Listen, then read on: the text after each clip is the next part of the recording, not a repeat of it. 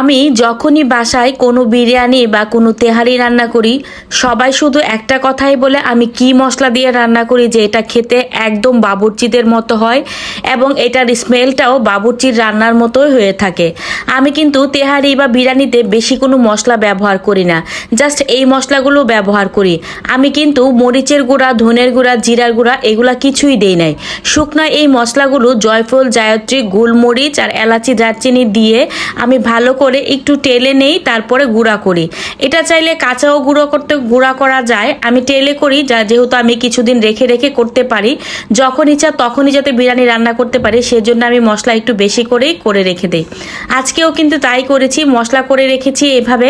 আর আমার বাসায় গেস্ট আসবে, তার জন্য আমাকে 2 কেজি মাংস এবং 2 কেজি চালের তেহারি রান্না করতে হবে, যার জন্য আমি এতগুলি মশলা করে রেখেছি। আর বাসার জন্য এখানে আমি 1 কেজি পরিমাণের চাল এবং 1 কেজি পরিমাণের মাংস দিয়ে এই তেহারিটা রান্না করেছি। এটা কিন্তু খেতে বরাবরের মতোই অসম্ভব মজা হয়েছিল, আর এটার গন্ধটা কিন্তু একদম বাবুর্চিদের স্টাইলে হয়েছিল। তেহারি রান্নার সময় কখনোই আপনারা জিরার গুঁড়া, ধনার গুঁড়া ব্যবহার করবেন না, তাহলে দেখবেন তেহারিটা দেখতে দোকানের মতো হবে এবং খেতেও অসম্ভব মজার হবে।